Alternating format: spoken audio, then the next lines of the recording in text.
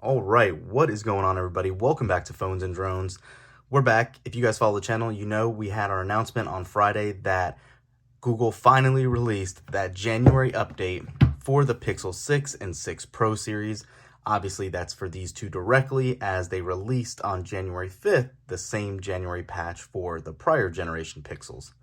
This is substantial just because obviously there was a lot of known issues with this device from the December update that got halted and the original rollout in November.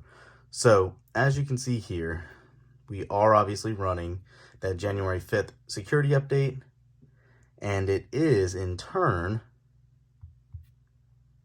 build number SQ1D.220105.007. So we've been using it now for a couple of days, and we have a couple of bits of feedback. It is definitely not the cure-all solution for Google's problems, but I can say performance has been pretty good. I have still had one intermittent issue, and guys, I want you to comment down below if you're experiencing this as well. When you go to double tap the camera launch, there's a lag, a noticeable lag. You see how it kind of jumped around there? Let's do it again. Okay, actually that's improving a little bit now too. What was happening is whenever you used the shortcut, the double tap, it would be very jittery and it was not working very smoothly when that camera was launched. Again, if you guys follow the channel, obviously it's unlocked via Smart Unlock now, so it's not going to be very thorough to see. But the fingerprint sensor, we never had a problem with. But for some of you guys that did, keep that in mind. It has even improved that slightly when we've been out and about.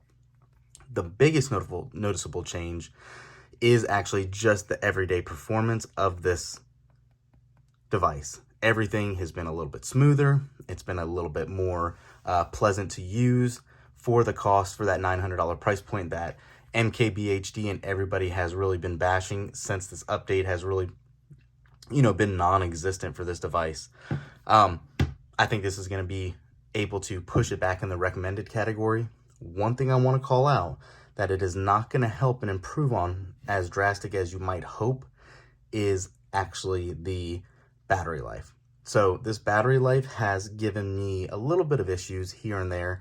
It has been very inconsistent just because of whether it be usage and all that. And Android 12, you can't even really get a good view of battery usage, but it does get drained pretty quickly, unfortunately. So just something to keep in mind there.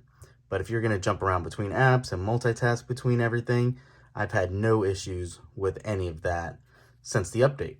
Now, again, we're one of the few that never had substantial issues in regards to this as it was, but it has kind of solidified the device being a little better of a daily driver for a lot of people.